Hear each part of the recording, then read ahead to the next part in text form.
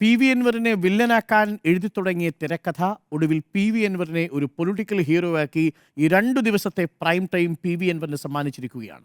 ഇതൊരു പൊളിറ്റിക്കൽ ബ്ലണ്ടറാണെന്ന് പറയാൻ രണ്ടുണ്ട് കാരണങ്ങൾ. ഒന്ന്, ഇന്നത്തെ ദിവസം കേരളം ചർച്ച ചെയ്യേണ്ടിയിരുന്നതായി ഞങ്ങളടക്കമുള്ള എഡിറ്റേഴ്സിന് തോന്നിയിരിക്കുന്നതും യഥാർത്ഥത്തിൽ IC ബാലകൃഷ്ണനെ പ്രതിക്കൂട്ടിലാക്കിയ Wayanad DCC secretary, Wayanad DCC treasurer NM വിജയൻ്റെ ആത്മഹത്യാക്കുറിപ്പാണ്.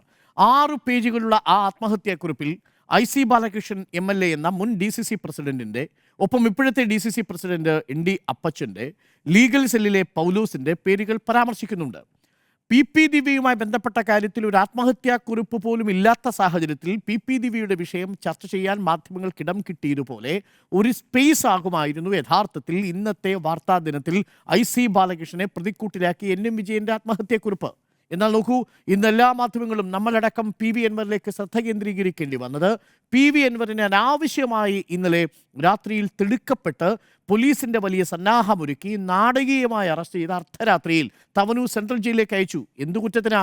3500 രൂപയിൽ താഴെയുള്ള ഓഫീസിലെ 2 കസേരകളും ഒരു ട്യൂബ് ലൈറ്റും അടിച്ചു പൊട്ടിച്ചതിനാണ് ഇന്നലെ ഈ നാടകീയമായ അറസ്റ്റ്. 120 പോലീസുകാരെയാണ് ഒതായിലുള്ള വീട്ടിൽ വിന്യസിച്ചത്.